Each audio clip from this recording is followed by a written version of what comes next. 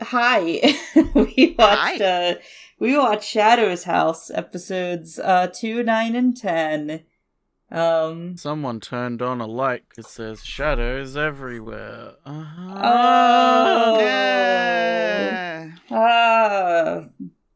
That was good. Thank you. Mm-hmm. Okay, that's the end of the podcast. We'll see. Yep.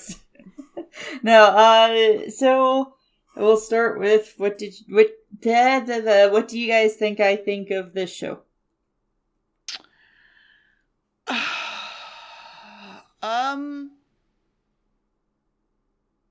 I think you like it. I don't know if it's your favorite. I think I think you're kind of more indifferent towards it. Like it's just like, it's okay. So, like, if you had to say numbers. Fuck off. Oh. Again with the numbers. It's almost like that's how we rate things. I'd say you'd probably give it like a 6. 8. 8. I just finished it a couple days ago, so I haven't really scored it myself yet, but I'm thinking Fuck around you! an 8. I'm thinking Fuck around you! an 8. How are we supposed to score it if you haven't scored it? I said I'm thinking around an 8. What the I'm fuck, pretty sure Spooky? an 8. Yeah. God! You're supposed to be prepared for the podcast. Yeah. But no, I'm pretty sure an 8. I don't think I think I had a couple too many problems to give it a 9. But it was like between 8 and 9, and then I kind of settled on 8, I think. So, but yeah, I like Shadow's House. We'll talk about why in a little bit, but first let's do some episode summaries. Yeah. So, okay. We see a room, and it's all black and dirty, and apparently when this person touches things, I'm gonna call this person Sooty, they get all dirty. And then also we're in a medieval castle, by the way, and a bell rings, sun comes up, and we see a wall gremlin offer a girl in a coffin some bread. And she wakes up, she climbs out of her coffin, she eats the bread, and she's like, man, I love bread. And it's time to go outside the room, through a secret hallway, to the dirty lady's room, and then stand outside waiting for her to wake up. Apparently, through exposition that she's literally just saying, she's a living doll here to serve Sooty lady who is named Kate, and Sooty person wakes up and like, we're ready to clean the whole place. And Sooty is reading a book, talks about the outside a bit, which confuses and confounds the doll. Then we have an anime intro with fun violins, very Billie Eilish in my opinion. Gam disagrees. Lady comes to get the doll. Well, okay, my thing wasn't like it's not Billie Eilish. Wait, but it's the ending was the Billie Eilish. Also, yeah, it's the ending that's Billie Eilish. It is. It's that she's like whispering it. Like the entire song is not a Billie Eilish type song. It's just that she's whispering it like Billie Eilish does. Well, I mean, never mind.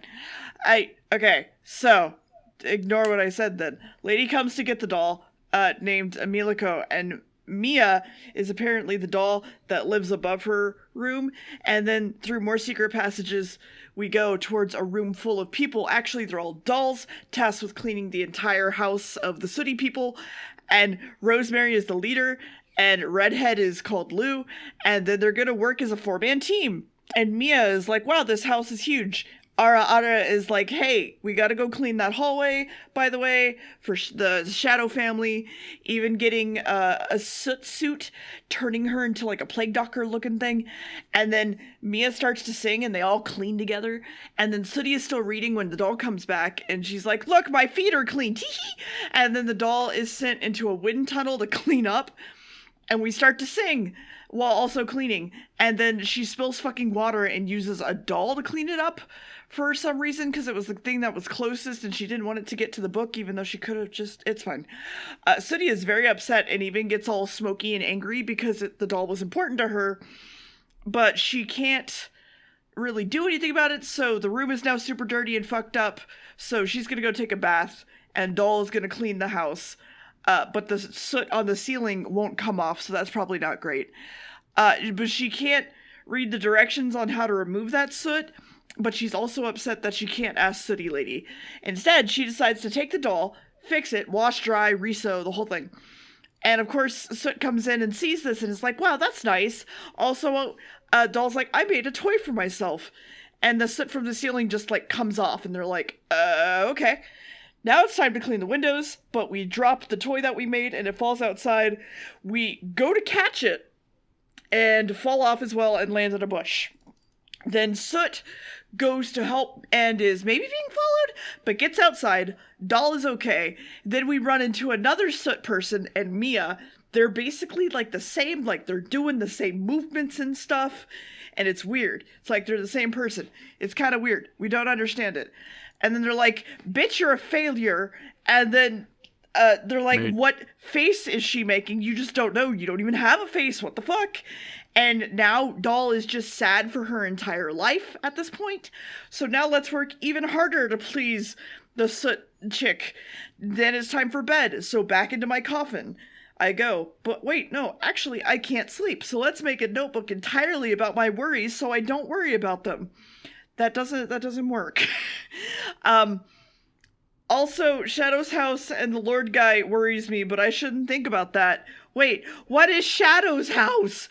And then we have an after credit scene where we see Mia walking to a door, and then she goes inside, and the room is completely covered in soot, and she gets all angry about it. And then, yeah. Yeah. Yeah, that's episode 2. Mm-hmm. Grrr. That's episode 2. Grrr, I'm angry.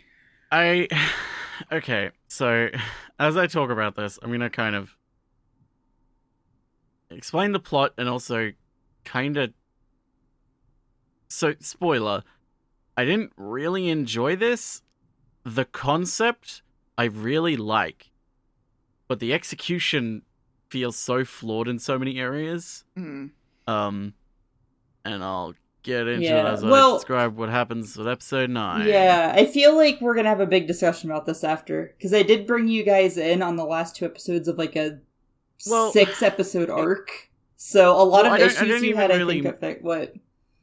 Well, I don't really even mean in terms of like information being given out or like, because it's like the way they did it, it's for the most part was fine. Like it wasn't like, here is the scene where everything is exposed upon, and that's all. Like, no, they did kind of have that scene, but it's like there was more purpose to it than just like, hey, we need to tell the audience what this entire shtick is. Mm-hmm. Like, there's a little bit more to it. Whereas, like, my main problem's kind of like, they have a good idea, and then the way they execute it feels like they misunderstand what made the idea good. But anyway, we can talk about it. Okay. So we opens up on episode 9 to the League of Evil Nations. If you thought we were going to have a shadows. short episode after talking about omelets for 30 minutes, you were dead wrong.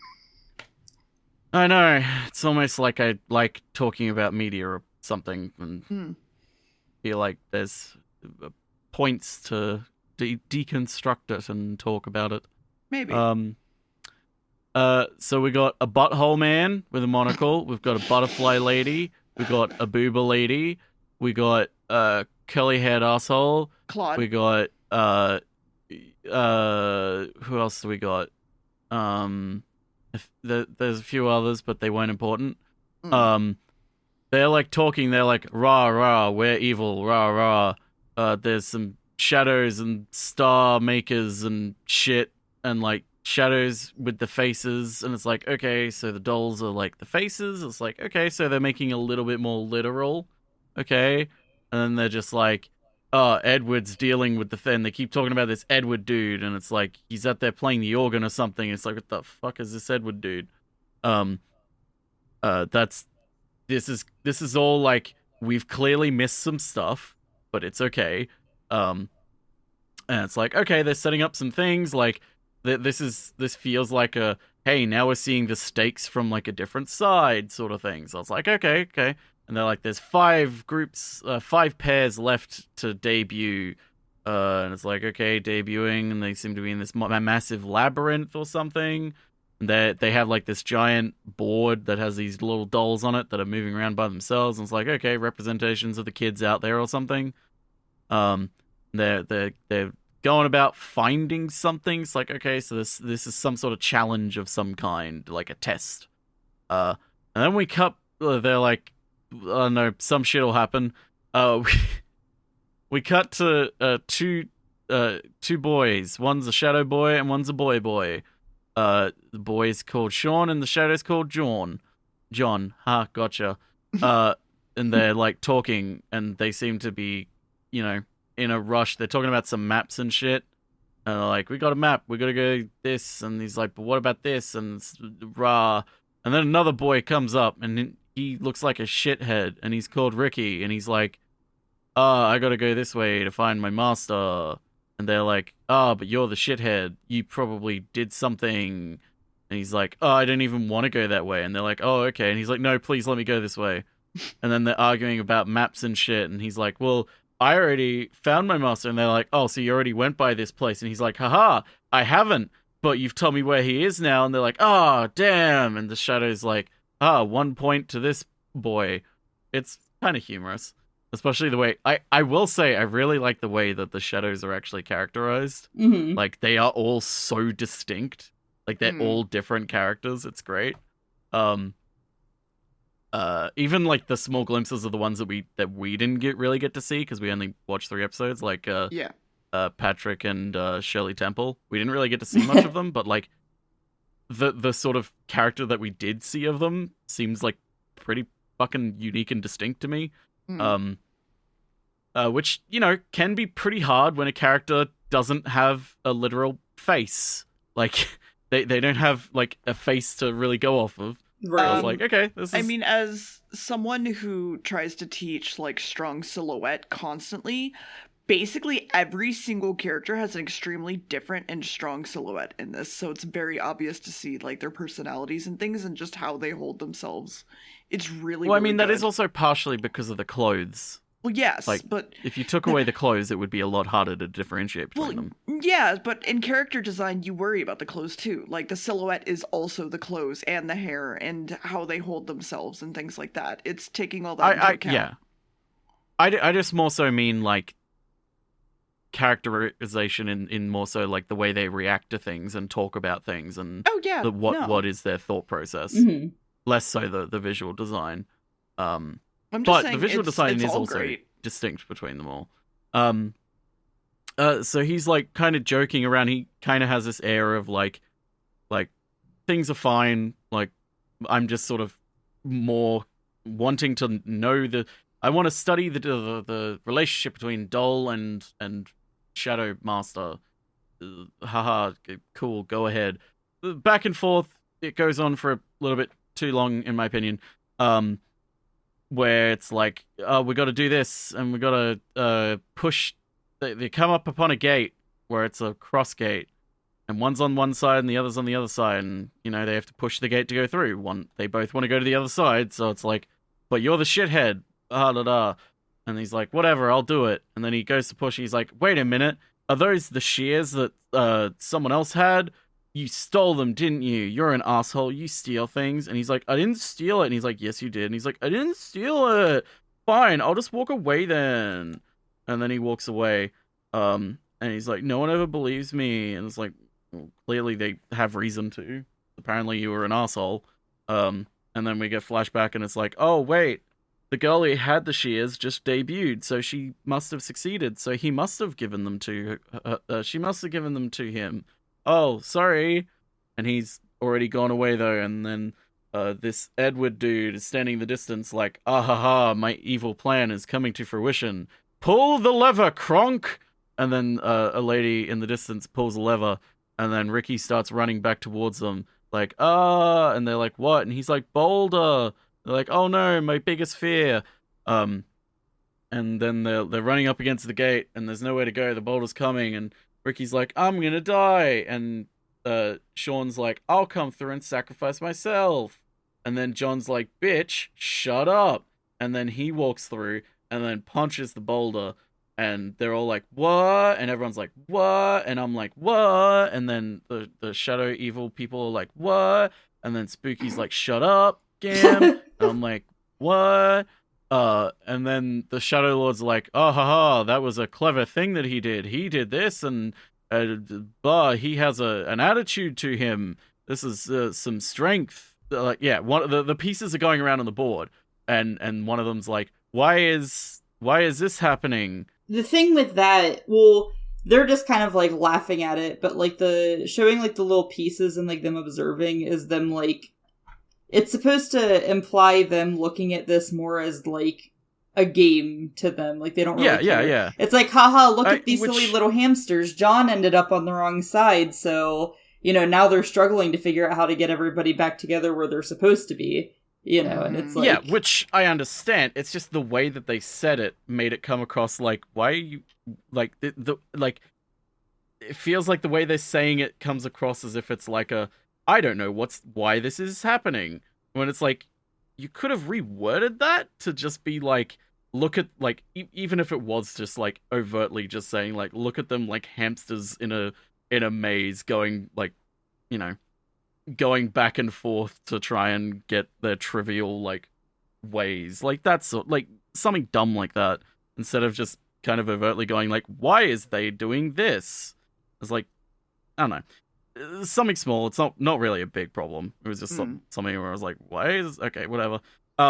So we move on to Ricky goes to his crate and he punches his crate, and he's like, and then he pulls off the corner and they're like, he has to make a key out of soot and then he can open the crate, and then the crate's just opened, and then we cut to another character called Rum and they're like, she has gone up to her crate thing and hers has plant sap that will give a harsh burn, so she's got to figure out what to do there.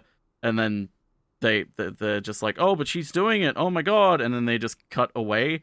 It's like they have these elaborate challenges. It's like we don't even get the characters' sort of points of view of like what's really going on. It's kind of just like rushed through. This is part of what I was saying that I knew an issue you were going to have is an issue with just, I'm showing you the end of an arc.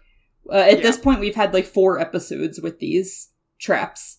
So we kind of like, by this point, you know how they work, and the characters have like already like figured it out. Yeah. Mm-hmm. So that's why it's like, you see the process of them figuring it out to some degree, and then it's just kind of like, here's the extra whatever. That then creates a weird different problem in my mind. Okay, no, okay, yeah, that makes sense.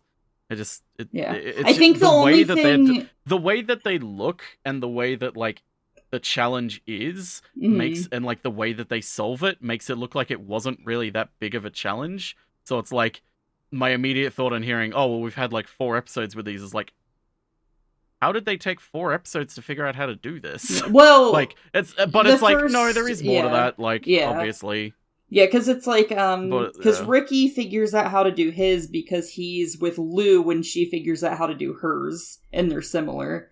And then, Rum, like, sees the flower thing and then confronts, like, Emilico about it. And, like, Emilico, vaguely knows issues with Kate's, because it's like, it's traps with their soot powers for the most part, except John, whose powers awakened, and he just kind of like breaks that shit open, but that's like just kind of John's character. Yeah. And they just say that John just fucking breaks his crate. Yeah, because, and we'll talk about, because I already know another thing that's going to get brought up, and I'll talk about it, because it's something that I mildly have a problem with, but it's also something that kind of makes sense. We'll talk about that in a minute. But anyway... Yeah, so it's like, at this point, it's like there's like minor things you don't know and they explain it. Like with Rum, it's like she knows the plant things are bad, but she doesn't know it's like, oh, the plan was for this to fall on her and it was going to be like burning rash type thing. It was just kind of like, she was like, oh, you know, I don't know how to do this because of the, like, how the trap's set up. And then she kind of figures it out and goes from there. And then there's just like little details that are brought up with the like kind of reveal of how to do them, but for the most part they've been set up already. Yeah. No, that makes sense. Yeah, it's just, yeah, I guess for me the problem just then becomes like, the solution to the puzzles does not feel elaborate enough to have taken that long to figure out. But well, it's like, part of it is like it's not really something I can like say because it's like, well, I don't know what happens in those episodes. Right. Like, it could literally just be they don't even have time to explore the boxes or whatever. They just can see them and know that it exists, and they just like figure it out. And it's like, but I've got to do this first, like that sort of thing. Yeah, that's not like more character exactly stands at box for 4 episodes doing nothing but staring at box. Yeah, because the first point of it is they're like in like a maze type thing, and they have to learn how to read the map and find their masters. And then it's like Rum sees hers and is like, okay, this is a fucking issue, but I kind of have to come back to it. I'm gonna help Emilico with her shit first, and then we'll come back, like, figuring all that, and then overcome like character issues too. But anyway, speaking of Emilico, oh my god, we cut back to the big evil dudes who are like, wow, these two solved their puzzles, and they're like, wow, this is boring. Are they all gonna win and be happy? Said the big asshole ones, and they're like, it's okay, we still have the boring pair, and they point to the board and it zooms in on Kate and America. And America. we cut to them. America, fuck yeah. We cut to them. Kate's in like a cage, suspended above a heap of brambles. Well, not really brambles, but vine thorny dead shit. Yeah, that's a technical term. And America comes up and is like, oh my god, hey, I'm here to rescue you. And like, I know we have a time limit on this maze, but let's spend 20 minutes just talking to each other about what's happened. Yeah. This is the part where I have issues with, because I think it does go on too long. But Kate's trap is that if she feels anxious, she emits soot, and that soot makes her cave break, and she'll fall into the thorns. It causes the chains to break, I believe. Yeah, so Emilico, like, showing up and, like, talking to her calmly, instead of being like, we have to fucking hurry, like, does help. But I do agree, it goes on too long, where I'm just kind of like, okay, like, yeah, like, if it was just a short thing of, like, 1 or 2 sentences, like, just being like, hey, like, I'm okay, it's okay, we're gonna get out of this, like, like, some things have happened, and like, even if she was like saying it as she was like cutting the brambles or something, being like, hey, like, to keep you calm, this is what's been happening. But like, they literally just stop everything, and then everything that happens after happens because they don't have much time left, because they spent so much time talking. And it's like, it fits within like what's happening, but it's like it's such a convenience for the plot that that's the case. Yeah, it's like, I get why they did it, because it was like, oh, they see each other and there's like a sense of normalcy again between them. Like, I get that. It's like a comforting thing. But, and I mean, honestly, Emilico not really paying attention to the time does make sense with her. It doesn't make as much sense with Kate, which is the issue that I have, which is what brings me to the problems that I have with Emilico as a character. It's like, I don't really like this sort of character to begin with. I'm not really a fan of like the wide-eyed, clumsy, sort of anime girl. Yeah, like, mainly because most of the time her flaws are used as plot conveniences. As it's like, well, the reason they take so long talking is because, well, she is sort of a bit of an airhead. She doesn't really think, like, it makes sense that she would forget about the time. And it's like, that's awfully convenient for you writers, isn't it? Well, I think it's also just that they're playing off the extreme, like, moe style of her in itself, basically, because, that's just who she is, and they're like, let's just play it up times a million. Kind of. Because she's supposed to be like the ray of sunshine. But yeah, it is. It does get like that specific moment where they're talking is probably the only moment where I'm like, this is too moe for the story that they're trying to tell right now.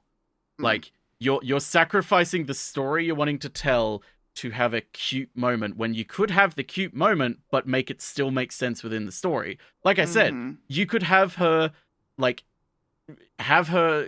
get there, start talking to Kate, and like as she's talking, like she's like saying like, hey, so what's this trap? And then Kate explains it, and then like as they're calmly talking, she's just like, okay, well, I didn't get the keys, whoops.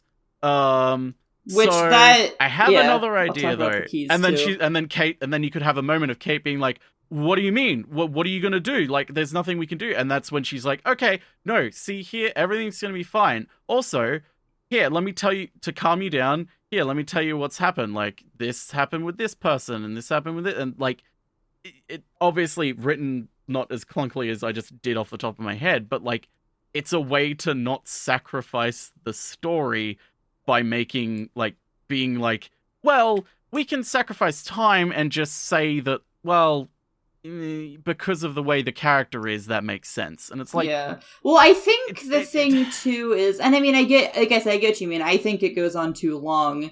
I don't really hate the execution of it, like the talking first. I do think it goes on too long, but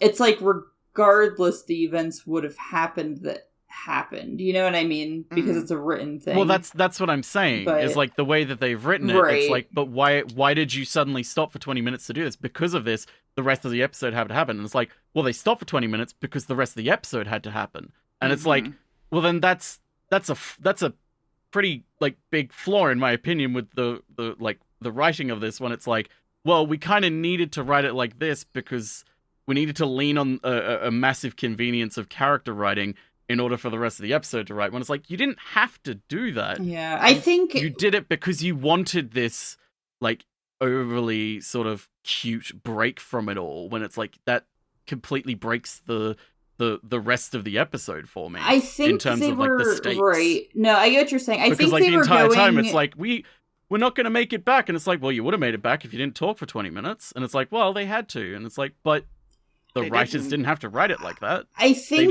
they to. did that more for terms of tone than necessarily for well, the story. I guess though my thing is, you can have that tone though.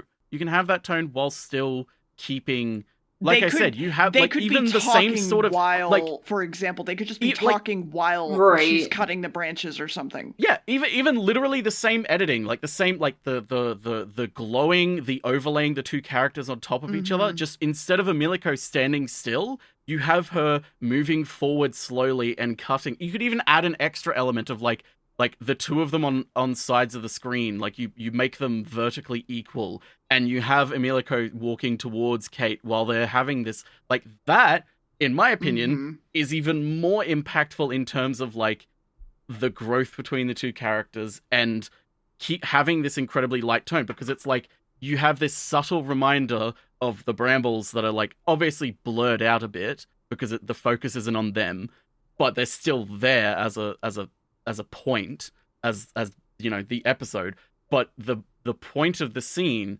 still remains intact. The point is, these two characters have grown together and they understand each other, and they are finally reunited with each other, and they have this sense of like everything's back to normal with each other in a sense. Like it's basically just like Emilico has just come home from work, essentially, like she did in the first episode that we watched. Like, it's essentially that. But you don't ignore the rest of the story in order to have that moment. It's like, you can do both, but it's because then it's like, you can still have like, oh, we only have 10 minutes left. And then it's like, well, there's nothing we could have done to improve the time. It's not like the entire time they're like, we're not going to make it back to the courtyard or whatever. Like, it's like, well, you would have if you weren't talking. It's like, no, they were talking while they were working. Like, they couldn't have gone any faster. And it's like, if they did go faster, then Kate would have gotten anxious and Soot would have come out and she would have died. So it's like, no, it makes sense that like they went at the pace that they went. Whereas like the way that they've done it, it's like it just feels like they had a missed opportunity of like, you have this interesting concept and this interesting trap that you've set up for your character, and it's like you have a character who has constantly failed to solve the trap, and like we've shown, like, oh hey, you can get around here. You just need the keys. And she's like, oh, I didn't pick up the keys at the beginning. And it's like, ah, shit. There's nothing we can do. But Emilico is like, I'm not giving up. Like, I don't have to go through the door. I will, even if it seems impossible, I'm going to cut through these brambles and get to you. It's like, that makes perfect sense for her character. She, from what we've seen, is absolutely the kind of headstrong to a fault when it comes to those that she cares about. And she seems to care about everyone. Even those that she seems scared about, she still is somewhat compassionate towards them. So it's like, Kate is telling her, like, you're not going to make it. You're not, like, there's no point to this. And Emilico just keeps trying to reassure her. Just be like, no, like, I'm going to do this. I can see the console, like, I'm almost there. And then slips up with, like, that's when you have the fall before, sort of not the fall from grace before the redemption, sort of the opposite. You have the, just before everything's good and you think everything's going to be saved the day, you suddenly have the villain come out with a gun, essentially, and shoot the hero at the last second. Because she's like, oh no, I needed a key to operate the crane as well. And then Kate is like, full-on anxiety, suit flying everywhere, and it's like, oh god, no, it's okay. Emilico still hasn't given up, and she's like, no, don't worry, I have another idea. And that's when it's like, she gets up on top of the crane, and she starts running towards the end of it to where the cage is.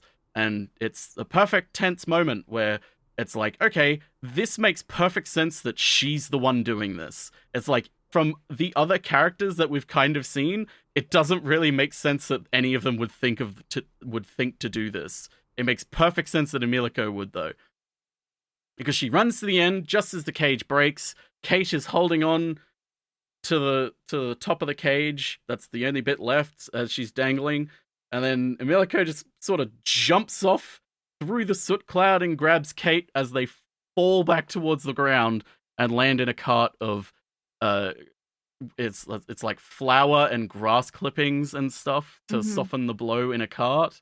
And it's like, that is like, as much as I had faults with how the scene started, how it ends is absolutely perfect. With like, this is like not just, you know, established, like, hey, they set up that Emilico can survive high falls, like, she's pretty fucking sturdy. Whereas, like, we seem to be told, like, overtly from Spooky, because we had a few questions, but it seems established in other episodes beforehand, like, the dolls are pretty fragile. Like, they cannot really, like, they're not meant to get hurt.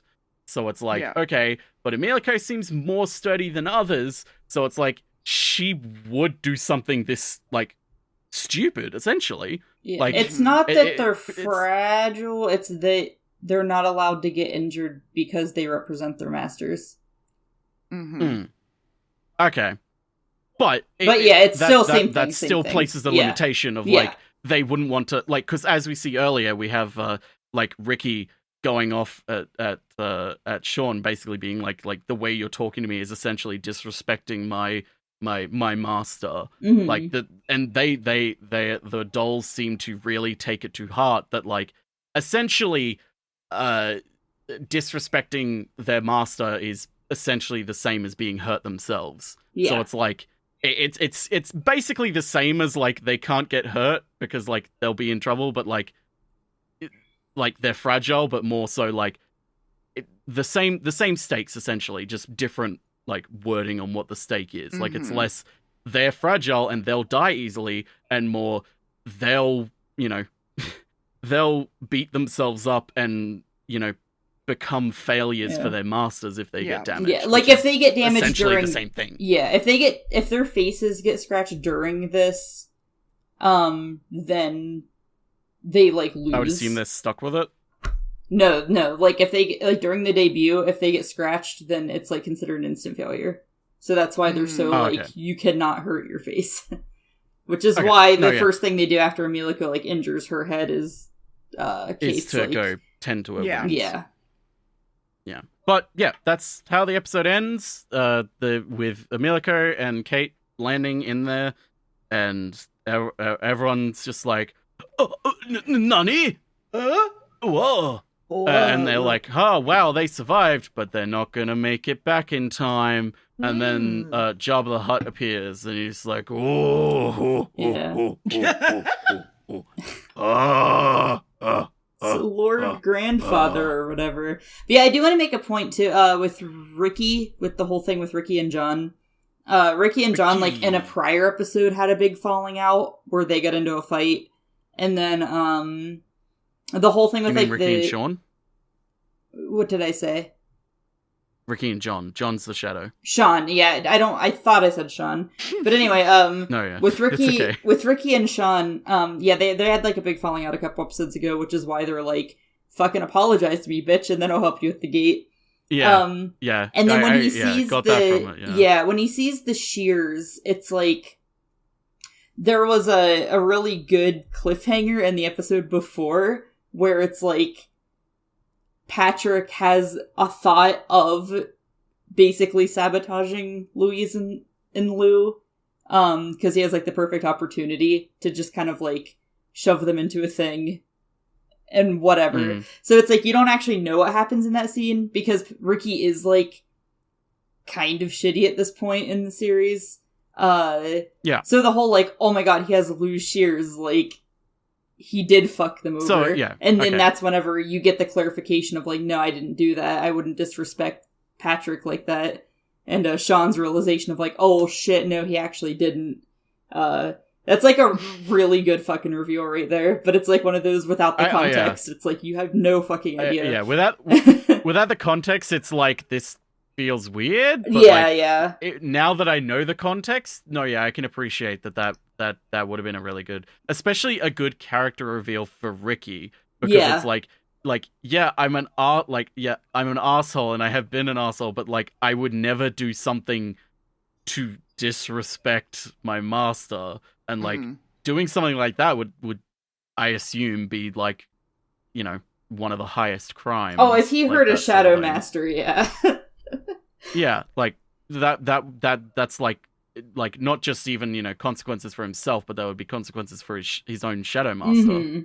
Like, so it's it's like that sort of character growth through other characters learning more about them. Yeah. Of like, oh my god, he's an asshole, he killed her, and then it's like, no, I didn't. Like, I've done terrible things, but I'm not a terrible person. Right. And it's like, hey, you know what? Now that I understand the context, even without the context, it was like, that was pretty neat. But with the context, it's like, that's really good. Yeah, and I love whenever the boulder's coming and he's like, the last thing he says, he's like, take care of Patrick for me. He can't really, like, take care of himself all that well. Like, he relies on me a lot. Like, please help him. And it's like, damn, like, the last thing he's thinking right before, like, maybe his death is like, take care of, like, my Shadow Master for me.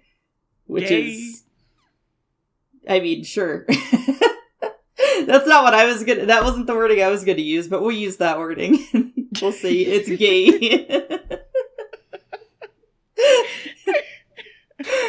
Is it gay if it's yourself? But is it himself? Guys, is self-cessed gay? Is it himself, though? That's the question. Ooh. Guys, is it gay to want to smooch your shadow? Listen, I ship Emilico and Kate. I want them to smooch. I guess it is really more, especially when we learn more about, like, what the shadows and the doll. Well, not what the shadows are, but what the dolls are. It is more a case of, like, no, what the shadows the are. same person. Did we learn what the? Oh, well, that's what we learned. We learned what the shadows are. About what the shadows are. We learned. Yeah, no, we don't. We'll talk more about it anyway. I mean, we have an episode. Next episode. Yeah, exactly. Yeah, exactly. Yeah. Okay, so the rich third floor people are wondering what's going to happen with the rest of the time that's left, and we recap now that everybody's safe and that she's bleeding. So we go to the river, clean her wound, and there's only like 10 minutes left in the debut thing. Will they make it in time? And Sooty is just like, listen, it's too late, and I'm happy I've got to know you, so it's fine. Meanwhile, I called him Phoenix Bach is excited. Well, you called him Phoenix Bach as well, to be fair, Gam. It's excited that he's fucked up everyone's plans, but there's this creepy girl whose name is Barbie, I think, and she's just like, just wait, you'll see. apparently, because I know things. And then suddenly a crow comes down and slams into the floor and writes a soot message that says, hey, go to the upper level, bro. Recall to that information of the doll, and the Phoenix Bach looks over there, and they're in the waterway, flying through the river, using the river as their speedy tactic and using soot to navigate. He's very upset. He didn't know Sooty could control her soot and didn't notice, but now it's dangerous to keep going on the river, but actually let's just keep going. And then she's like, wait, why did I give you a different name? Do you know? I wanted you to be unique from me. Or whatever, because some reason. We need to talk later. And then they jump out at the last second, and Sooty gives herself fucking angel wings and lands safely and passing the entire test. Phoenix Bach is very upset that Sooty lied to him, and sadly, one team did not pass. A girl, Rum, failed, and she's like, oh, hey, I chose my own name, and even though we didn't win, we kept trying. But my shadow, me, was getting weaker, and then she died, so I can't kiss her. She did. Yep. So now we can act like your person and nothing else, apparently, or they want them to. And also don't talk about your soot and shit, but, like, please mimic your shadow person. Everyone's mimic each other, but Doll and Sooty are still acting different, which is, like, what? Also, now you have a face, you're adults. Have some fucking alcohol! Actually, it's coffee. It's coffee. So, Ara and Sooty show up, and her Sooty show up and go, welcome! And I got boobs, I could kill a man! And Mia and them show up too and go, wow, you fucking failure, how do you pass? How did you pass? So we have to work hard to move up the ranks, by the way, and be like that person Louise that everybody talks about. Now, let's celebrate the people that have won and fucking murder the one person that didn't. All the Sooties are having, like, reactions, but also they're having wiggly, weird, staticky eyes. And later, one of the Sooties hands a handkerchief over to the other, and it's like, okay, it's fine. And then, let us present the hand of the person on the top floor, and everyone screams like it's the fucking Beatles. And the coffee apparently brainwashed everybody, so there's that.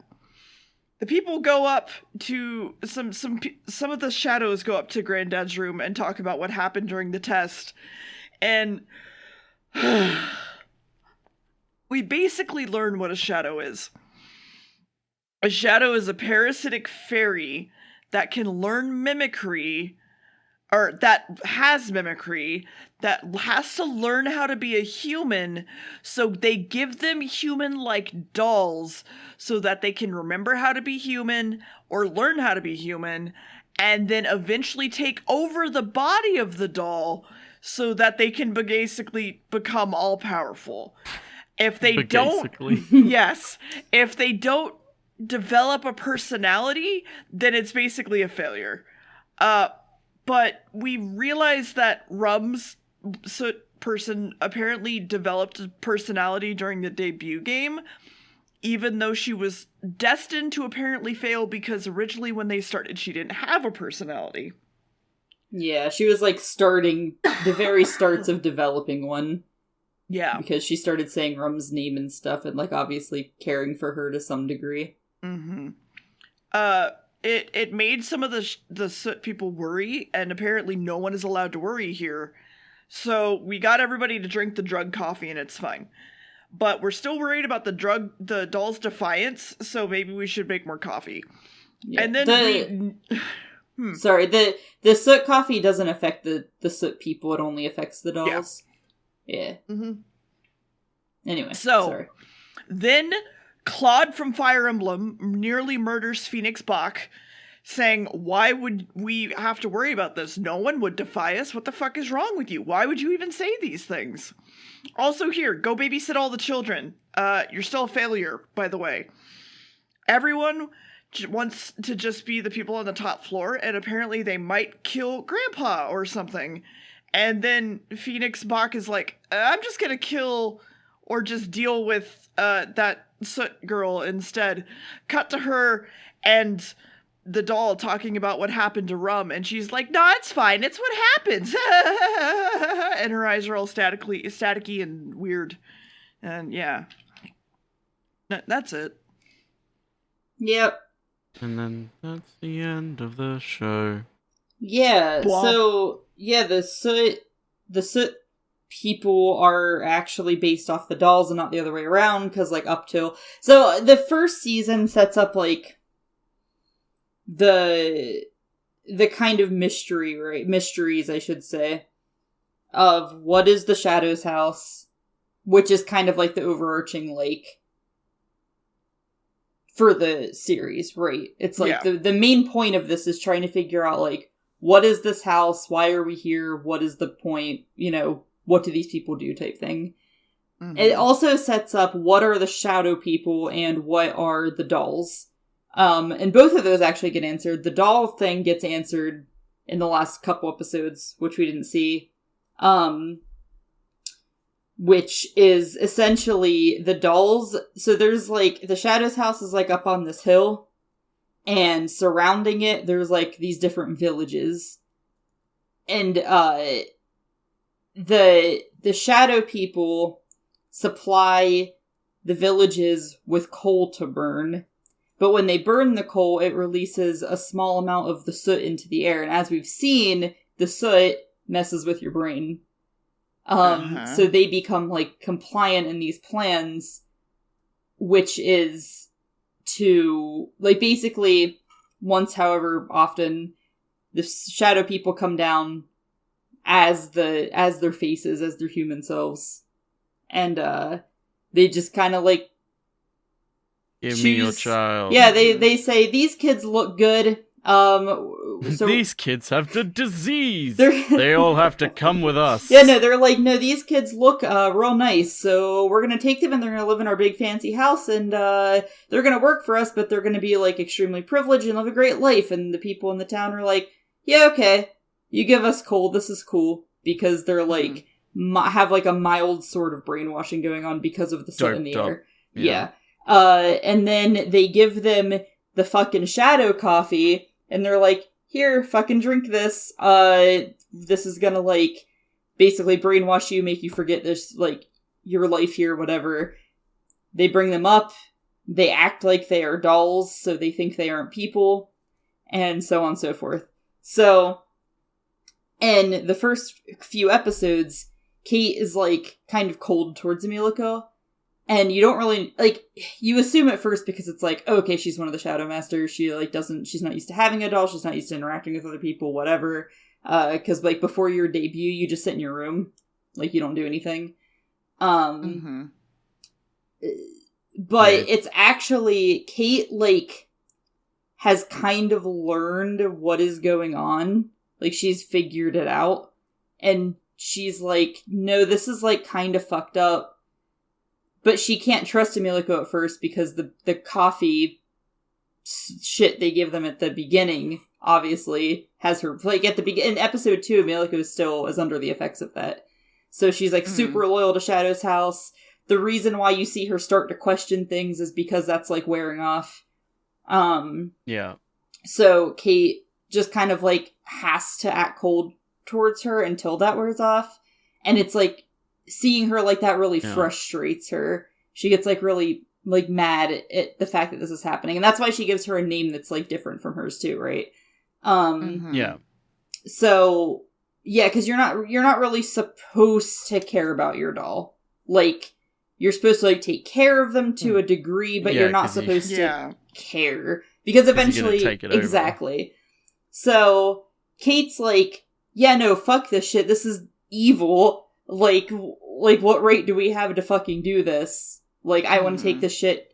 The conclusion of season 1 is essentially Kate and Emilico being like, because Kate ends up telling Emilico about what's going on, and then they're basically like, let's just kind of take the shit down from the inside.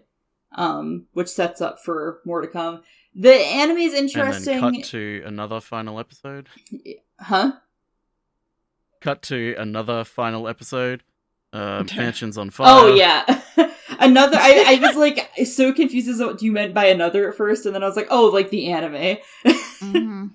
But yeah, so this sets up season 1 pretty nice. The last 2 episodes are very anime original content, because they weren't supposed, I don't think they were supposed to really get a season 2, but then the show did better than they thought.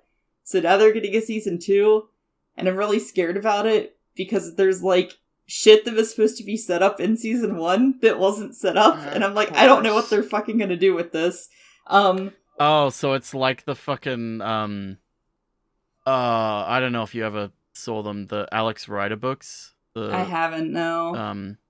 So there's a series of books that are essentially like James Bond, but he's a kid. Alex Rider, series of novels. They're fairly decent young adult novels. And then they made a movie where they essentially just combined like elements of all the books into one movie. Mm-hmm. And then I think they got a sequel, and it's like, wait, are you doing a sequel where it's the second book, but you have shit in here that's not in any of, like, how the fuck do you do, how do you go from here? Yeah, so, this. Yeah, the anime, like, isn't a complete adaptation at all. Like, where they left it off was, like, a place where it's, like, it's open-ended, but you can tell it's, like, kind of supposed to be the ending. And then they were like, haha, just kidding, you're gonna adapt more of the source material, because there's a lot more source material. And they're like, it's like, okay, that's fine, there is a lot more source material to go based off of. We've revealed a couple things that maybe we're not supposed to know until later, but, like, whatever. But the big issue is there are things that are supposed to be set up that aren't set up, and that's where it's like, oh no, how are they gonna, like, build into this mystery in season 2 and shit, when the things that were supposed to set it up were supposed to have happened. So, that's kind of where it's like, oh no, I'm nervous. I think I'm gonna read the manga for this, because I do really enjoy it. I mean, that's fair. Honestly, it's to me, from what I the way I'm thinking about it is like, I've softened a bit on it. Mm-hmm.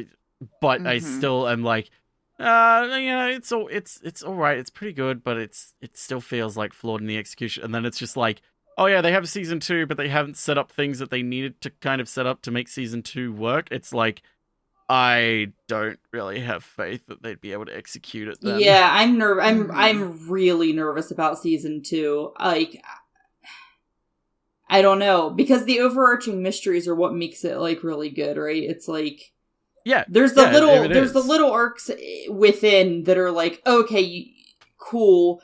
But the whole point of those little arcs is you're finding out things that help you with the overarching mystery. It's not so much about the little arcs. But it's like, how are they gonna do this big overarching mystery if they haven't set it up? So I'm really nervous. I'm probably just gonna read the manga and then see what people say about the anime. Yeah. I don't know. Maybe I'll wait for the anime to come out, see what people say, and then decide from there if I want to read the manga or watch the anime. I have no idea. Little bit scared, just because, and I mean, it's not the studio's fault. They didn't think they were getting a season 2, so it's like, okay, we have to end this, and then they were like, haha, just joking, you are getting a season 2, so good luck, have fun. And it's like, okay. It's like, oh, but we have not set this up to be able to have a season. Oh, yep. for fuck's And they're sake. like, haha, it's successful, do it.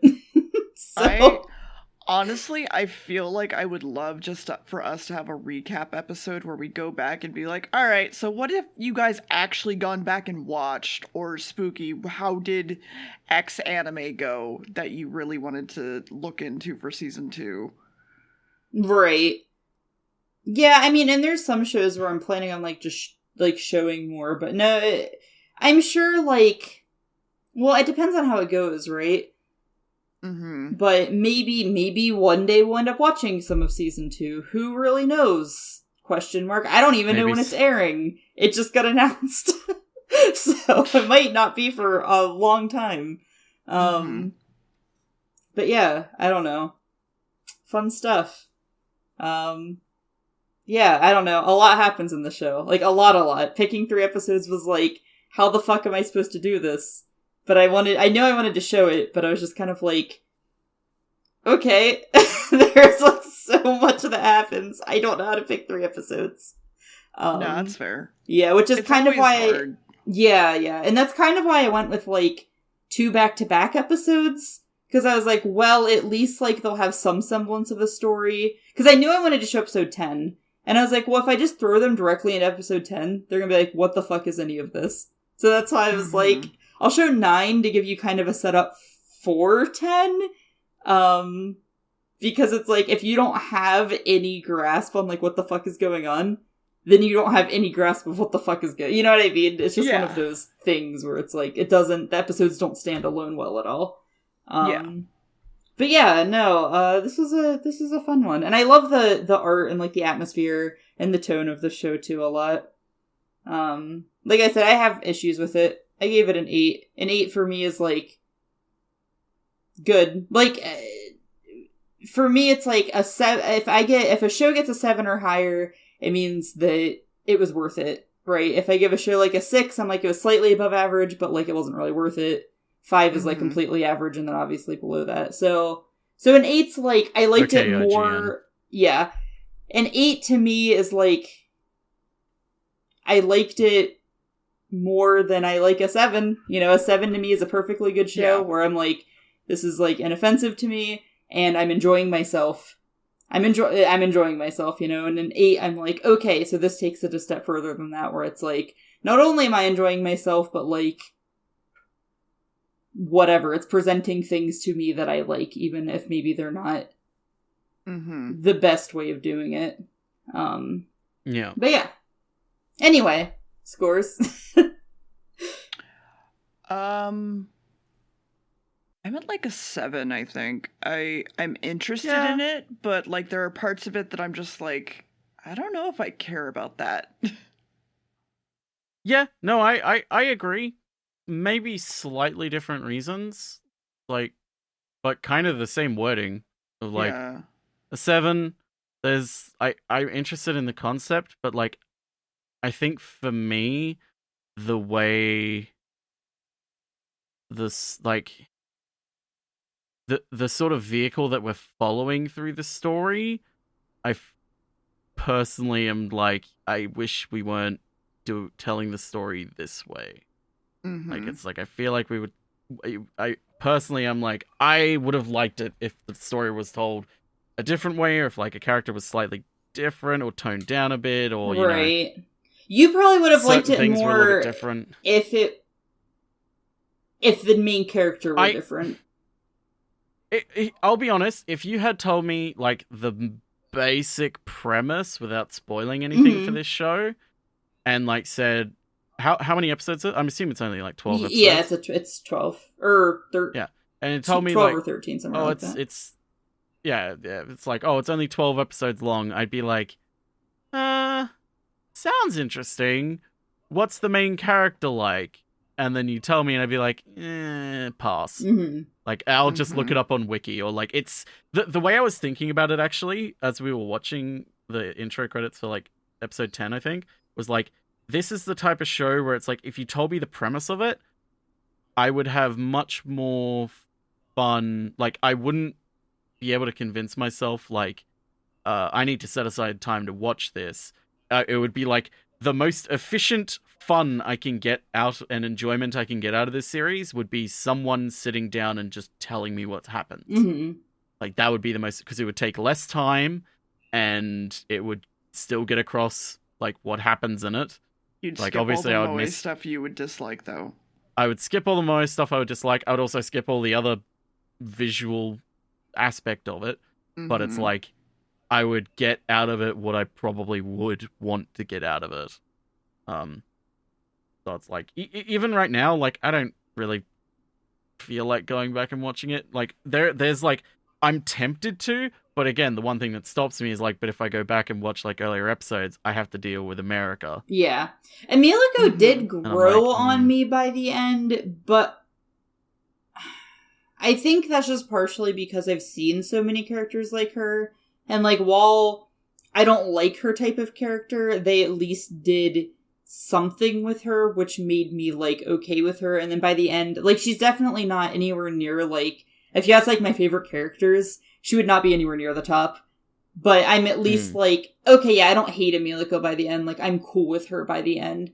But like I said, I think it's just because I'm so used to that trope that, like, there's a part of me that's like, whatever to it now. Like, I've just become kind of desensitized to it, but also, like, that plus, like, they do some things with her makes me like, okay, yeah, no, she's like fine.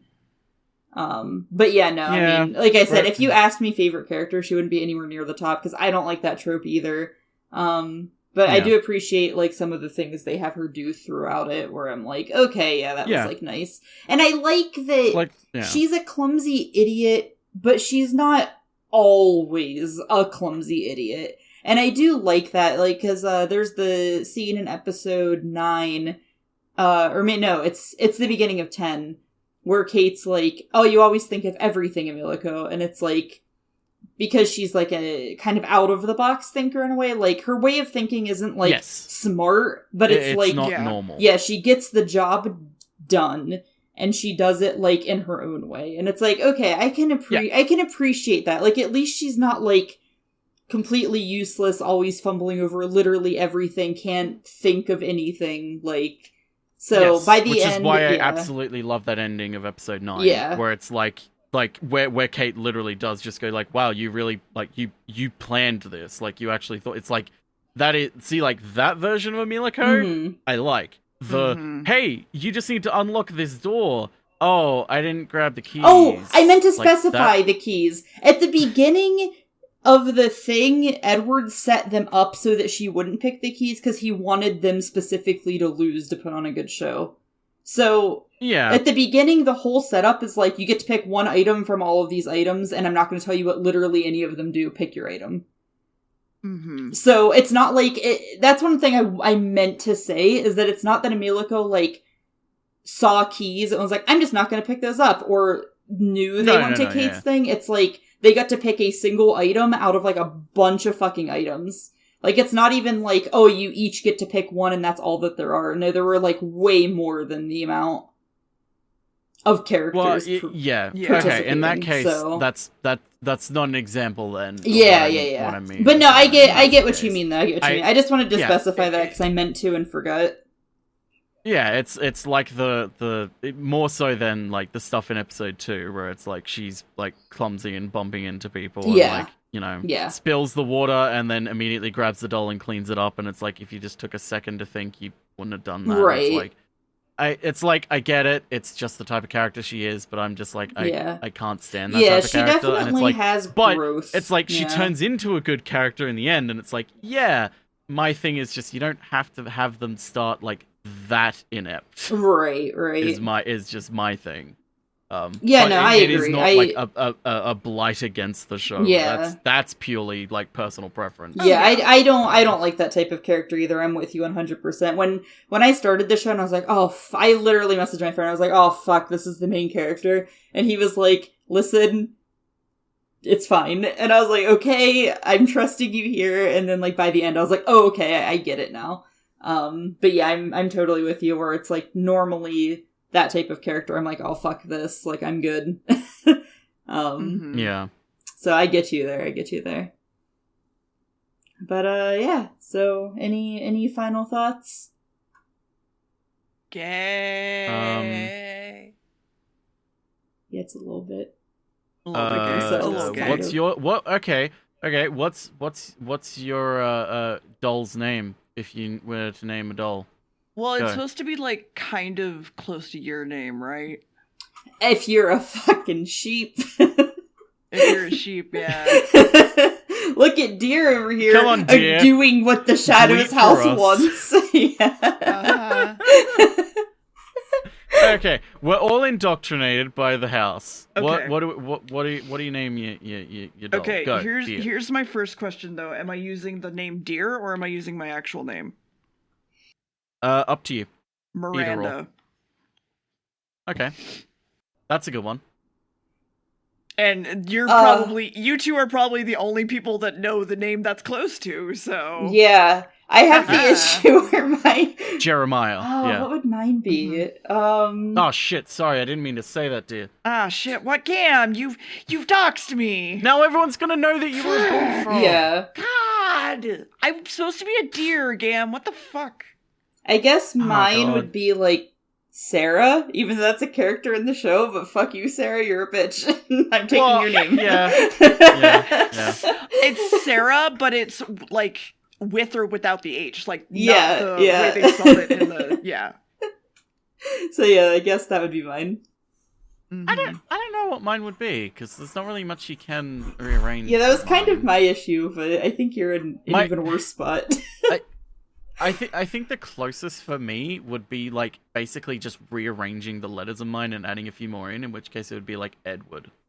Hey, that's a character too! We can just steal characters together. Oh hey, God. they're both You can assholes. steal characters. It's fine. I get to be Bach! Yeah! Ooh, shit! I just get to be a fucking bitch. So let's go! I get to be Hell Bach. yeah. I get to be a bitch. Yeah. Anyway. Okay. Yay. Tell us fun. what your doll's name would be, people listening. Leave a Yeah, you comment. fucking sheep. Yeah. Tell Love you us guys. someday in stream. Just come into our chat and just be like, my doll's name would be Or in the comments. this. Or in the comments. Or in the comments Either below. one. Yeah. Either one. Okay, bye. Anyway, next week we're watching Futurama. Goodbye. Goodbye. Bye.